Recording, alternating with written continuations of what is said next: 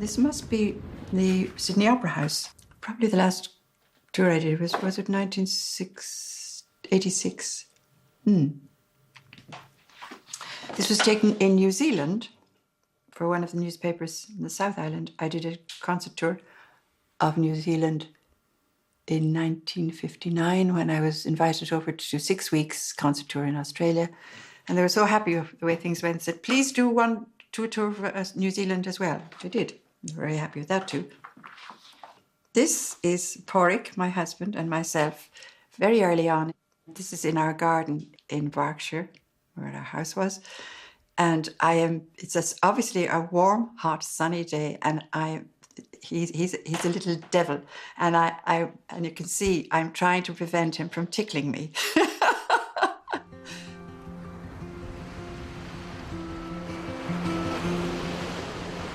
Music, ladies and gentlemen, you have met her before on The Late Late Show. She's an old friend of ours, an old friend of mine. She's brought out a new album, which is called Spread a Little Happiness, and her book, Celebration of Love, was published last month. Would you welcome, please, Mary O'Hara.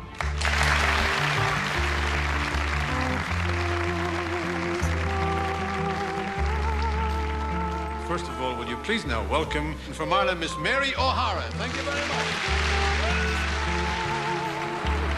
Ladies and gentlemen, Miss Mary O'Hara! Did you think you could have a future as a singer? I didn't plan to become a singer. It's something that sort of evolved and took over almost of its own accord. That's all. Which would you prefer? Would you like I'd prefer to get the song over with Get first. the song over with? Are you nervous? All right. Can I make a tiny correction? I don't ever consider myself as being in showbiz. I am, broadly speaking, in the entertainment business. Showbiz carries with it, for me anyway, the connotation of a lot of sort of a glitter life. And that's something which doesn't appeal to me at all. Tá do caint an seo faoi cheoltóir an cháiliúil, critar an cháiliúil, raibh aithne agus cáil irse, raibh aithne culachan irse mar cheoltóir, agus thar ihe bhí sí imethe as rairc. Oh, I laughed to think what a fool I'd have been. And the fairy was laughing too.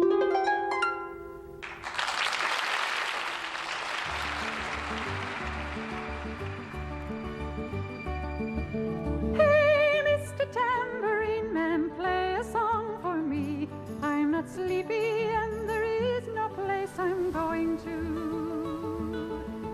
Hey, Mr. Tambourine Man, play a song for me. In the jingle jangle morning I'll come following you. Oh, I know that evening's empire has returned into sand. Tá mé sásta le áitir bithina bhfuil me. Left me blindly here. Rugú mar céile an seo ar inis mór. Nuair a bhí míid in our gcónaí is sasanna agus nuair a thocramid áit níos lú áil le cónaí ann, má mise a há áirin.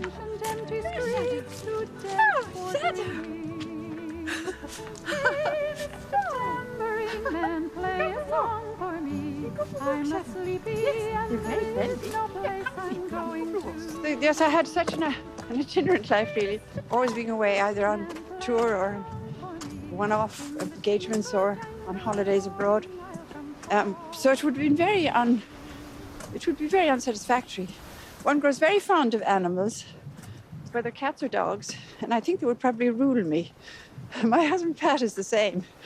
This is a dog of a relative of his, and he loves us. But it confirms what we've always thought. It would be far, far, far too unkind to have and dote on. And they'd always be in the house, of course, too. And then have to go away. And we both travel a lot. Come on, Sandra. Come on. Oh, you're looking after the cows. Good girl. Good little Shadow. She's torn. Bother me or the cows.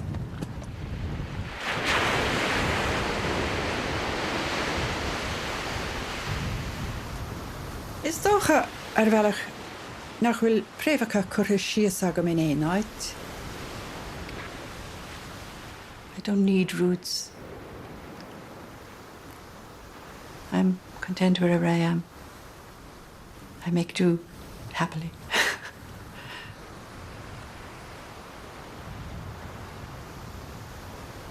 Yes, I'm very happy here. I'm very contented. Contented is the best word. Happiness is difficult to define, but contented, yes. The main thing is that harpists can follow the notes and play it correctly. Don't mind the sound that comes out of here. I'll get that correct. Buelum seguni galerash kahor. Na de vi mun dolnish agus vin tach vi ein sasn roor agus dop mun go neelach mun agus go waich mun atnis lo inerin. Begommel Mary cannot rauch mun. Gefaders gromische sauste. Agus begommel se cannot rauch mun. Gefaders grameri sauste. Shna heroshe. Nish ta soort dreigt ding sin sé a bhála hóp héin. Agus me cuatú chuid go na cearnaí níis súndarú go gréochtnaí choilead sa musca seo, mar tá choilead atáin a gail go dtí Boston College le Archives. Se daon ceann is smó i dhéal. Dhéal sé seo something cosú le 3,000 nó mar sin de an chéad a bhí rééis ailsiú rivenolog. Tranquility.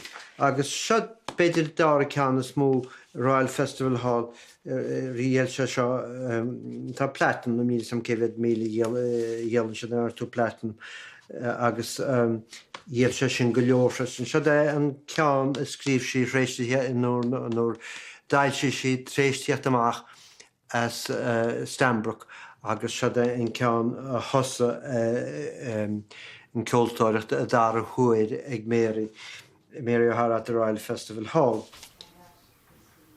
Or na blianta bheith go leor díaltacha hí na cearnaí ar Jacob bestseller litin sin achan. Ní héine mar go séim mar sin ná bar beidir bainisteoir ceart bheith anam sa bheith choileród cuine mar fá per faoi sin ach ní rá. Sin rud is fáil bhí ghine go rá be ganín teachtasteach gúnaí á díal na cearnaí.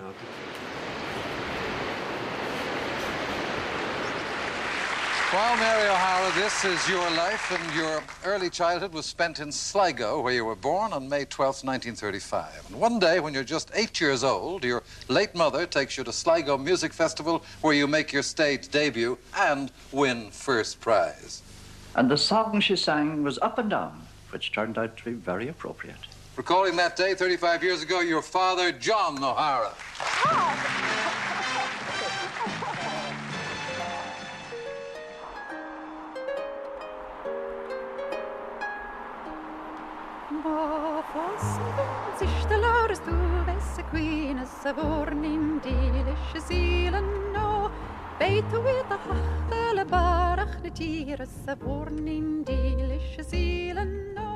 I came from quite a chaotic background, family-wise. My parents were not happily married, for one thing. There wasn't any particularly strong bonding between the children. And I suppose that's what must sort of be the mold for one's later attitude towards family. I have very comfortably always felt on my own.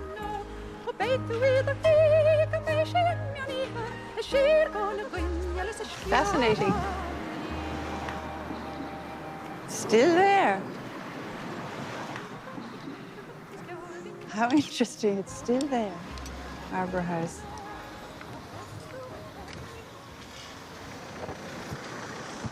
First time here.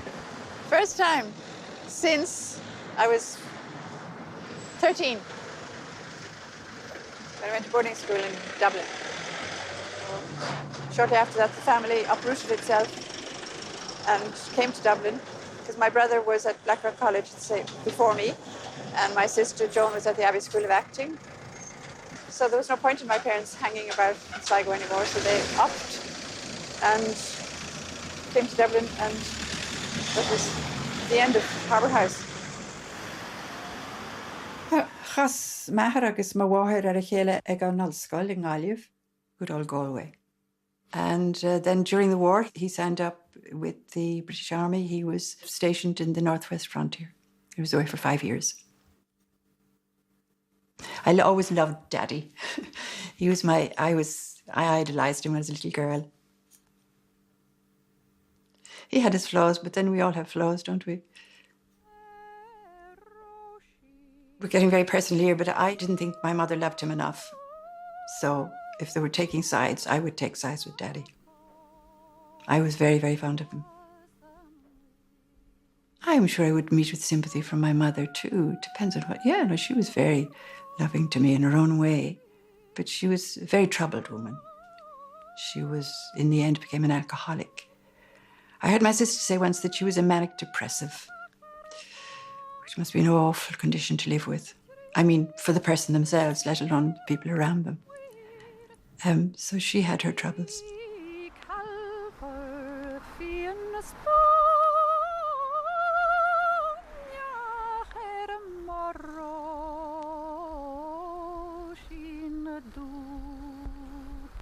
Hosí mise ag canna áran má cheanlach an héin an grit os cór an phobal an radio in Laí Géad Cuige Dó.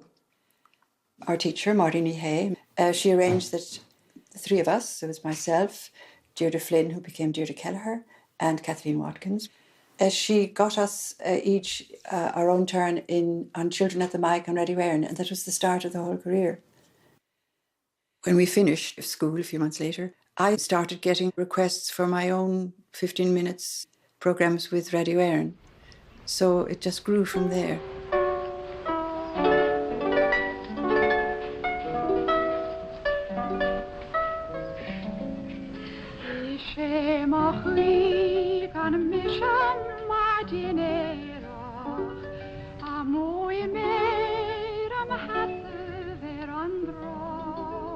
Tháinig sé chuig an crit os na hóráin in anad ón Elowens Clascach.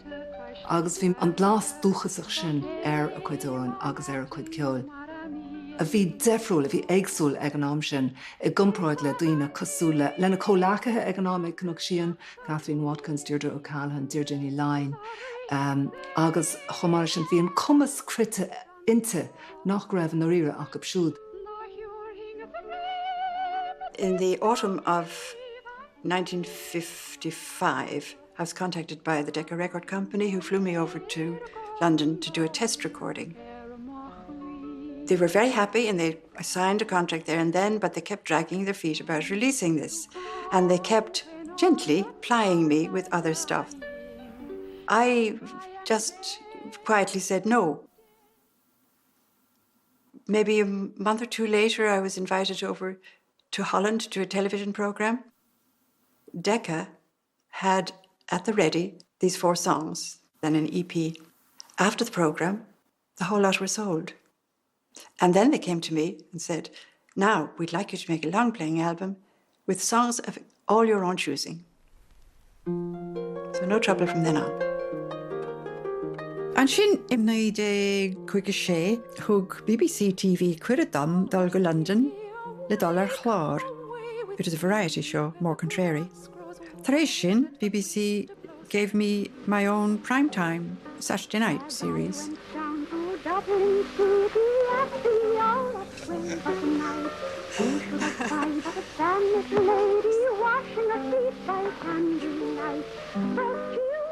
Well, an chéadúir a chola sé Mary O'Hara ná is tócha bhí sem a dhéagóir hartar 3 bliain déag díis. Ach is cainlam go mór an tionachar a bhí I cé orm ó héamh ceolde. Is tócha gur bhí an rád féile a bhí ag Mary O'Hara thar na daoine eile a bhí a gáráníocht agus a gáráníocht le tionachn crite ag an nám ná go raibh ord caighdeán ceolver féilethe ó héamh musicianship de ó héamh bheith ceolver ó héamh interlocht ceol mas féidir é sin ará. Is tóga gur féidir lína starúil a chuir idir Thomas Moore at sachan é a bhís déag, cé go raibh sé imethe as fashion an áíire I lár an fehuís. Agus an son at sachan fehuís John McCormack, an Irish tenor, go raibh go idirnáisiúnta go héan freisin. Agus an son tagan Mary O'Hara I lár an fehuis, agus den in siise ina slí féin an rud céana. I me ceann héan ó héamh idirnáisiúnachasta tá líne le chloisiant agus le eiscint idir Thomas Moore ó Cormac agus O'Hara. Well, this is my last remaining Irish harp. And made in Scotland. I had 4 originally, one of which is the one I most used. I have given to Boston College. And the other one, second one, I gave to my nephew, Sebastian Barry. One of his children is Toby is very musical. He longed to have the harp.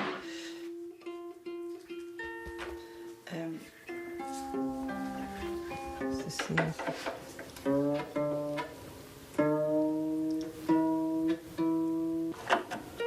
Oh, I never performed, not since I closed the door very happily in 1994. I stopped because my voice was still at its best. I don't miss the harp. I do not miss anything to do with the career.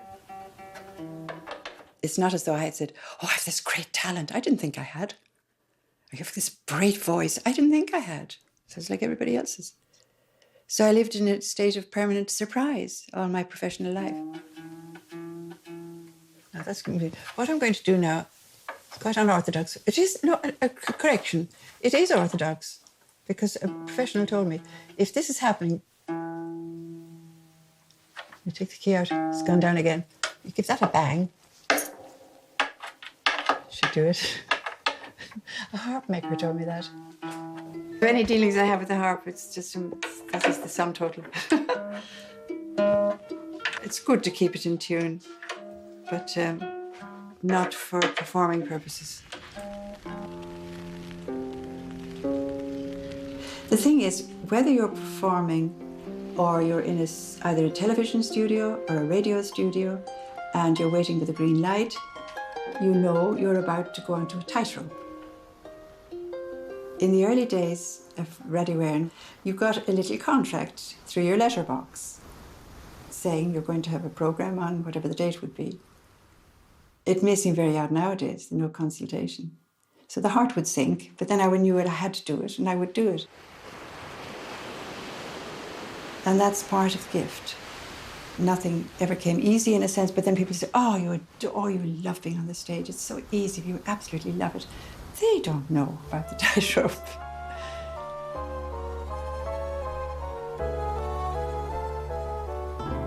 Bhí sé taistil timpeall an domhain, bhí clú idirnáisiúnta aice, show aice ar an BBC, agus faoi ar fuair sí cuireadh seaint ag an Royal Festival Hall. Now, ag a buinte sin, de éireannach go háirithe de chritere a bheith seaint Royal Festival Hall, ba éocht, haar éon éocht de eile é. Agus hart ar an amse, chomh maith bhuail sí le Richard Selleck. Without a doubt. My first husband, Richard, was a huge influence in my life. I was very young. He was 25, 26, and I was 20. He was a Rhodes Scholar at Oxford, and he was getting ever greater attention from the top literary magazines in London for his poetry. The Dublin poet Tom Kinsella gave a party at his flat to enable us to meet. The evening we met, the next morning he was getting the train to Galway to go to Inisheer. That's how it started. We'd become friends instantly after meeting, and we kept in touch, sometimes writing 2 or 3 times a day. When he was leaving Inisheer, they became very fond of him. They said, Will you come back when you eventually get a wife? He said, I'll be back this time next year with my wife. And he was.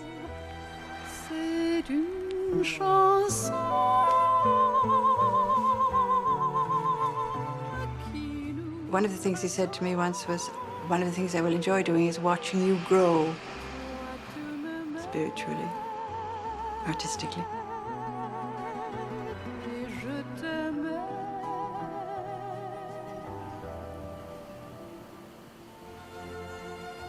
Beautifully sunny day. Very small, very simple ceremony.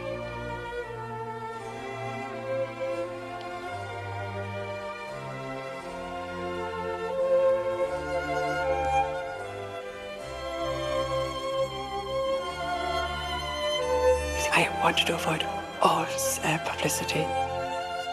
Most of the undergraduates had gone away anyway, and so it was all very quiet here in Oxford. And no other family members here, just a small group of friends.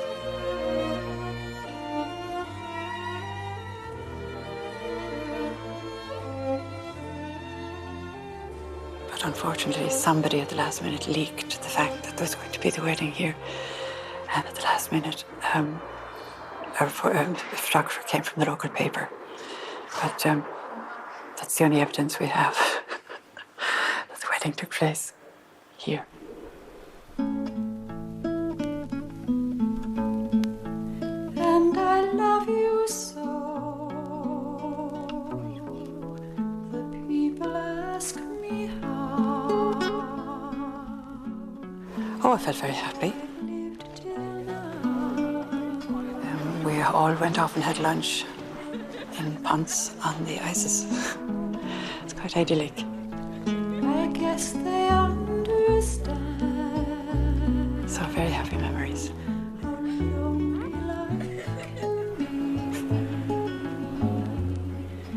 It hasn't changed at all.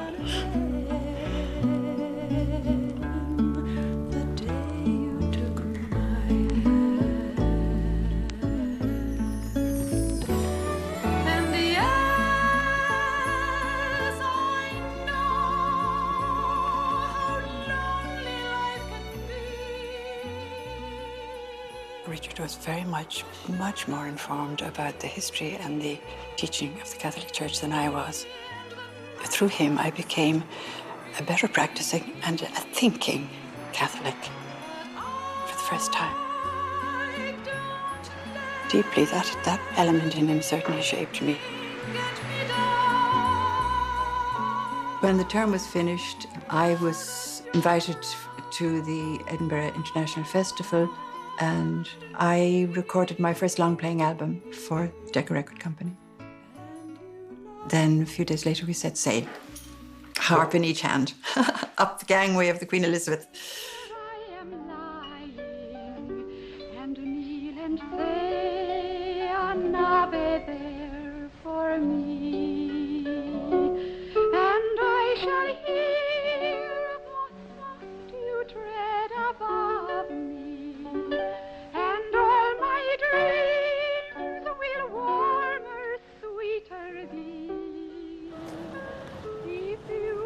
So we had a flat out on Long Island. That's where we lived. I did do a couple of television appearances on the Ed Sullivan Show and a thing called the Gary Moore Show. Until you come to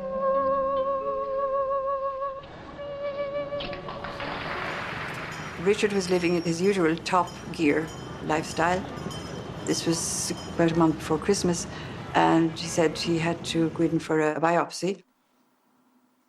It turned out to be Hodgkin's disease. He said to the GP, how long do you give me to live?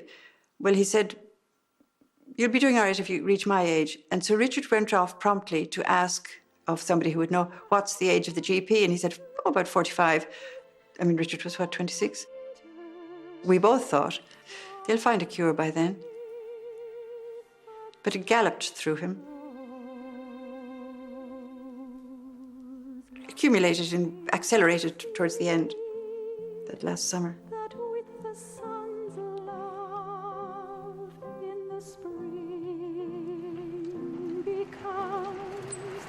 I too wanted to die, and there was no more meaning in this life for me.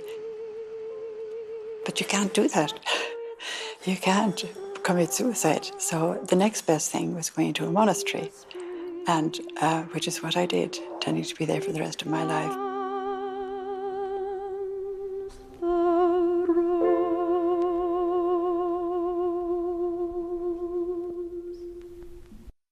It's a me, oh Lord, standing in the need of prayer. This is the first album I ever made. I did it for Decca in 1956. And this is the final one I made in 1990. And I made 22 in all. And then this was the third album I made in New York. I recorded it 3 weeks after my first husband died and set off and left the States. And unknown to me, this was after doing the rounds. When I came in 1961 to New York, Odetta knew about it, Joan Baez knew about it. All that lot who were very hot in the so-called folk revival scene must have come across the album. Well, it's talking the Shaskati, Ray na Clancy brothers, Ray Mary O'Hara, agus it's nu an Éireann Ray an Riadig, Sean O'Riada, agus an ballad boom in Éireann ag an am Geanna, the show bands in Éireann ag an am Geanna. Bhí gachrad at amachas na Shaskati fud an dawan dar nói ach in Éireann freisin agus ag geol na Héireann. Agus cinte go raibh Mary O'Hara lár bhuiil an scéal son.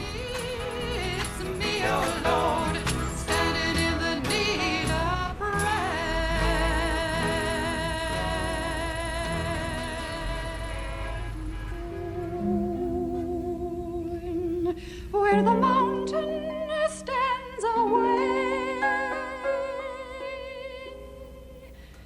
and it is I would let the Sunday go in the cuckoo's glen above the bay.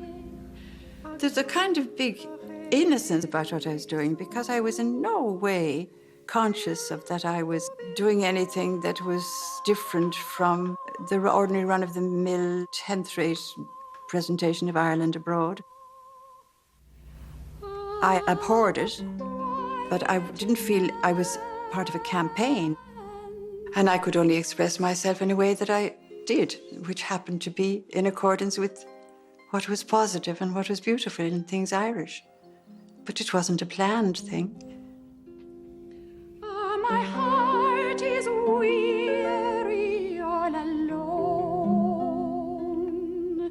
and it's Al Grossman took me around to a few of the clubs. There were folk singers performing. So I just drank it all in. Bhí sé géire gnéontóch Mary go mar se na bainisteoir eiceise, sinna san má bhí se na bainisteoir ag Bob Dylan. Ach ní rhuic sé ceafán ar a Mary géire bainisteoir bheice. He was very keen to arrange a concert at Carnegie Hall. But of course, I didn't tell him of my plans. I had made up my mind to stop singing altogether and go into a monastery.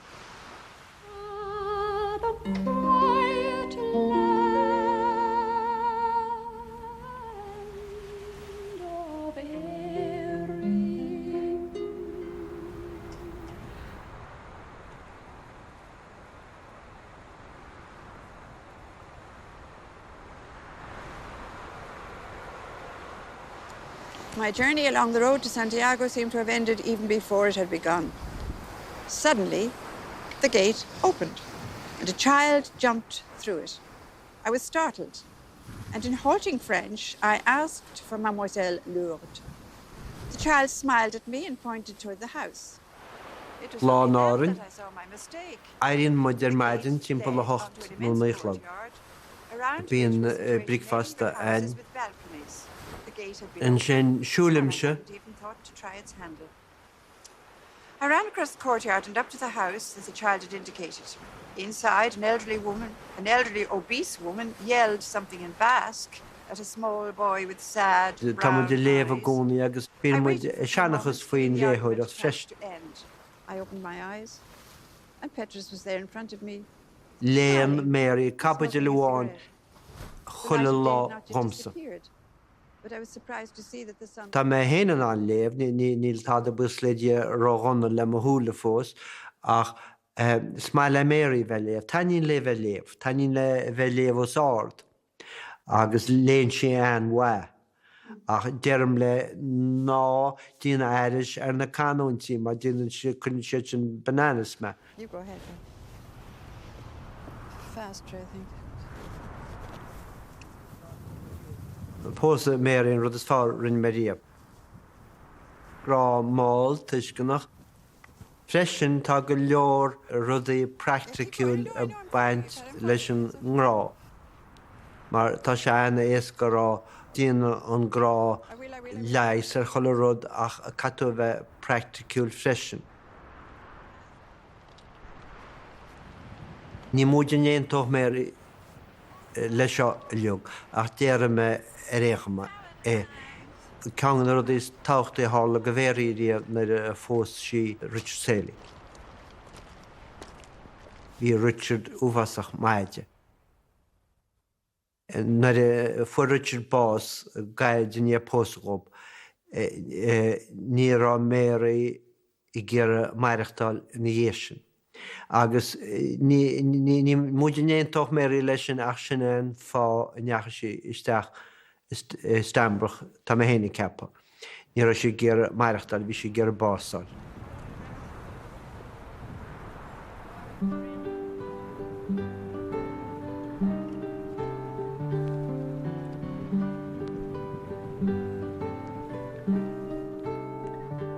There are places I'll remember all my life, though some have changed, some forever, not for better. Some have gone and some remain. I had never, ever been attracted to any kind of religious life, not even for an instant. My going into the monastery was totally connected with my first husband's death. And I made that decision the night he died. In my life, I've loved them all. It took so long because I was looking for the right place, the right monastery. All I knew is it was going to have to be a contemplative order, and I was going to be there for the rest of my life. I went in as Mrs. Selig, not Mary O'Hara. I didn't want any publicity whatsoever. And after a while in the novitiate, the other novices got wind of who I was, and so they pestered me a bit. And so I did sing for them occasionally, and once for the abbess's big feast day. But they could see my heart wasn't in it. Interesting. Gosh. I was living a full-blooded monastic life.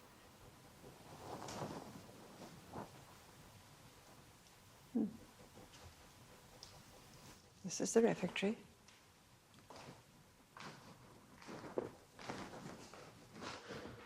There was silence at every meal. There was a rule of silence in the monastery. There wasn't a vow, as some people mistakenly think, which meant you kept silence, which I adored all day long.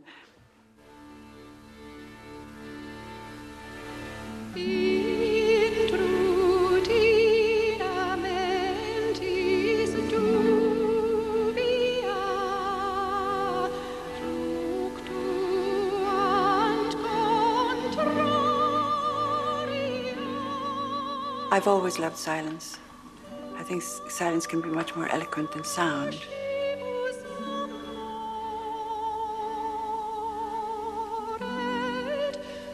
I came here for the rest of my life, yes.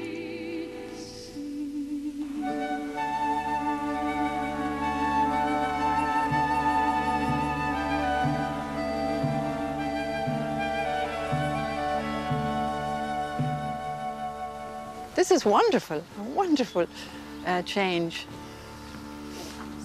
They've done it most tastefully. And then the plaques are on the wall. It's like coming back to an old family. I have found my abbess, my wonderful abbess, Elizabeth Sumner. And who else did I find on this wall? Let's see now. There's a contemporary of mine. I think she's further on. I know a lot of these, but there were some I had a special bond with. And one of those was Rosaline. She was a Scottish painter. She was lovely. She had a great sense of humor. I was with her in the novitiate.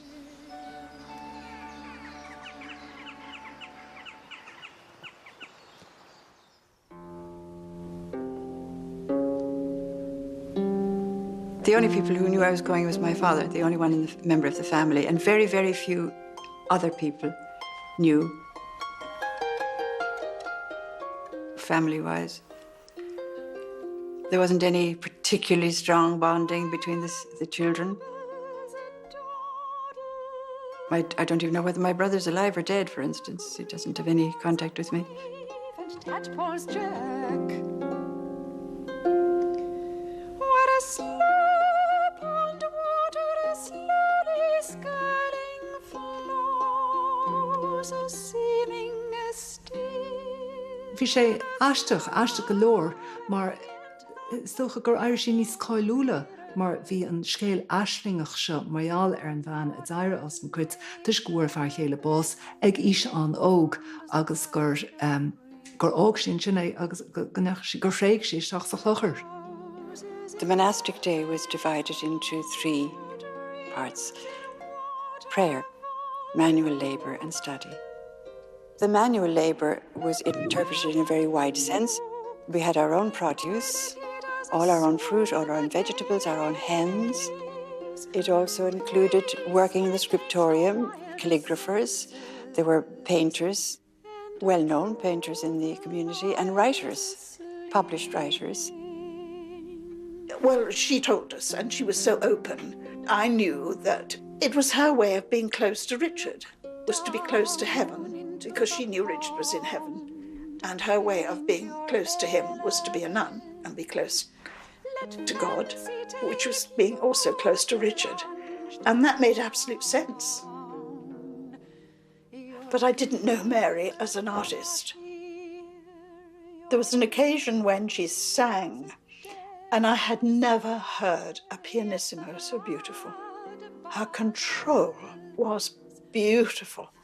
And of course it was something like My Lagan Love, or She Moves Through the Fair, and there was no effort.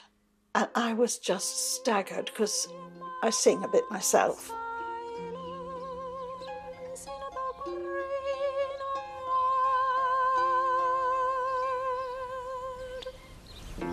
"12 and a half years after I had to go,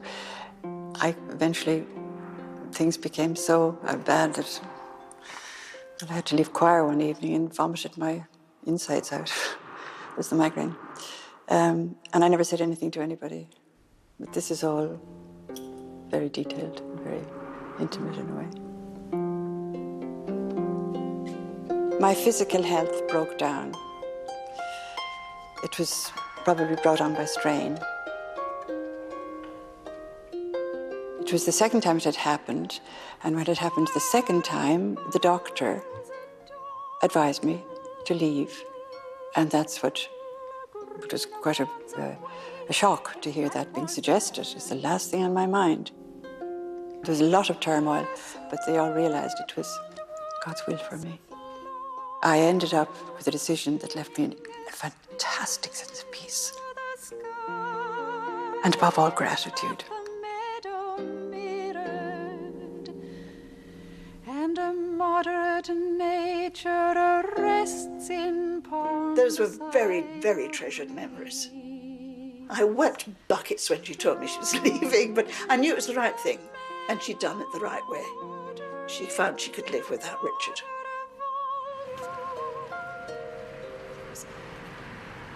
When I came out first, I really did not want to sing again. And the reaction was unexpected, totally unexpected, and certainly unplanned. And the truth lies sleeping.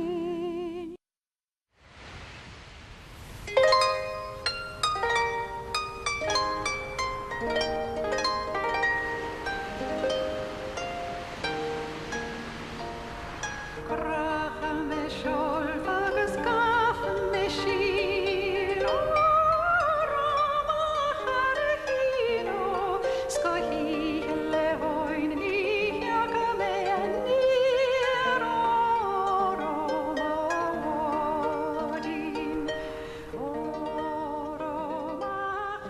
de lateral op faoin dá chearní.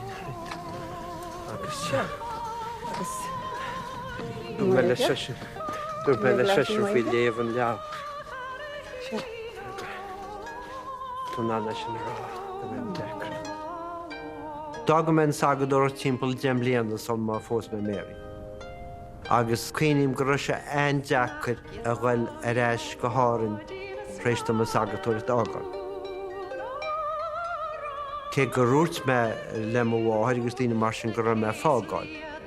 Agus scríomh me ag mháthir agus dúirt me le Spáin in letar seo go bhean an fosta agus beis ag choilehhaine san Ileán ce tá tálaú. Agus sinna rinne sí.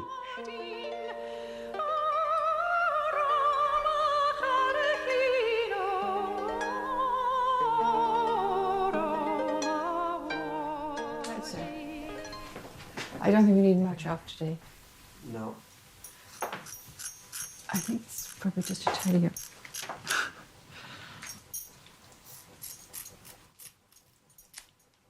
Right. Sásanna bhí me na casú Mary ar ma dasach. Bhí chuir me anar mar Mrs. Selig. Bhí sé gábhlíon déag ó bhí si cána casa ceol. Sé ar hála sé bhí me san máile lá clí agus chonig me ar an Late Show ó agus sin Mrs. Selig. Gur hosnig an rud a chéanna a rís na seachtaí bhí sin nua ann, bhí an star difriúil, agus scéal an ceol a scapa go tapig. Agus an son nuair a tháinig sí ar náis na seachtaí, bhí an lochtéisteach de fós I feitheamh. Bhí an lochtéisteach de aithrithe freisin dar nói. This is the 15th year of the Keller-Kozengas Housewife of the Year competition. When I came out in 1974, umpteen things had happened. I shall compare it with the Beaujolais Nouveau of last week, and I shall let you know. I'd never seen coloured television, and I had never heard of this thing called The Late Late Show. It's better than water, I can tell you that. Where do you get onto this stuff? That's we get a call, and it's Gay Byrne. Patricia Burke from the southwestern region. Next we have Jennifer Mortel. And I was in a panic. And I said, I don't want to do this. And he said, Mary, you're coming on Saturday because you must come if you want to get re-established again. So fear and trembling. So I did make my first appearance on The Late Late Show, and thank God it was such a success that I had to go on again the next week. And again before the season ended. Say hello to Mr. Shannon as you pass and just sit down and we'd have a few words with you. Mary, you're very welcome back again. Now, I don't know of many artists that people ask and wonder about as they do about you. I mean, they want to know, how are you doing? I mean, how are you coping with show business and how is it progressing for you, and are you happy in yourself and all of that? I'm very happy in myself, Gay, yes, and things are going very well in all areas of my life, thank God. Where the earth shows its bones of wind-broken stone and the sea and the sky are one, I'm caught out of time. I didn't feel a need for a management. Just as before I went into the monastery, engagements came to me. There's God in the trees, I'm weak in the knees, and the skies. I was doing what I was meant to do. As it were, the equipment was there, and I just had to get on with it. But all I see is you. Joe Lustig was the first one, and Pat helped me find him. He was a man who was a tremendous drum beater. Within a very short period of signing with him, they were touting outside Royal Festival Hall for tickets. Bhí sé na bhaine túir ag na Chieftains agus Jethro Tull. Bhí Joe a lára go mór go ngách Mary gach sí blian America, mar fuair sé film contract ach ní chach Mary an bblian ág. Agus ní ric sé ceim fáin nara an sim ag Mary san Airige. Dearach Mary tá mo gáin Airige jam, ní mé gira Ní smó cad íon an leis ní bhí mar a chunig me sé bhírá sto go difriúil ar a ledan í cinseile. Na ríochtíocht na me héin ag an ollscoil thosa me an Bannister Fairy. And then said, we might as well get married now. You know, Pat. Arch romantic. You didn't get down to the bended knee.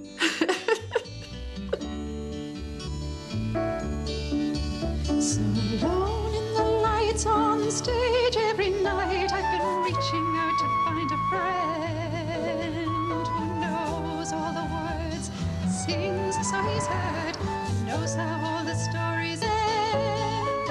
Well, we're in North Yorkshire and we're going to visit Stanbrook Abbey. I'd never been up here before. It wasn't where I spent my 12 and a half years. That was down in Worcester. And I've kept in touch all these years, of course, and I have strong friendships there. And it's going to be very wonderful this morning to see them in their new setting.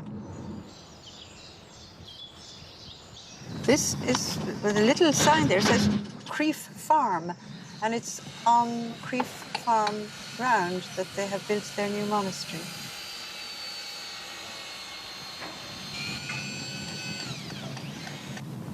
So this is it.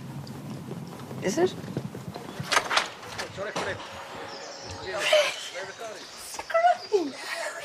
Darling. Oh, look at you. Look at you.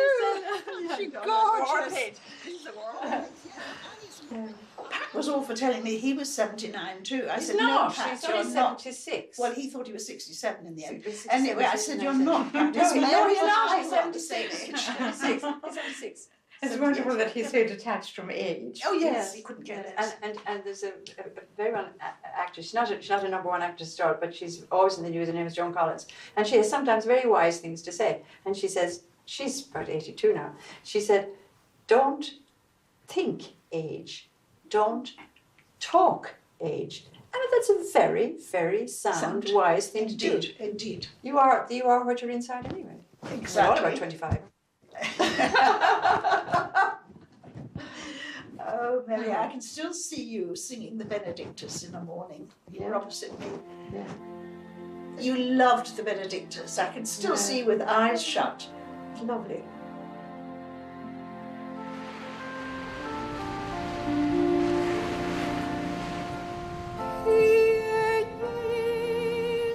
I retired in 1994. I was in my late 50s, I think. And I've never regretted for an instant having stopped. Living on an island is just where I am happy and meant to be.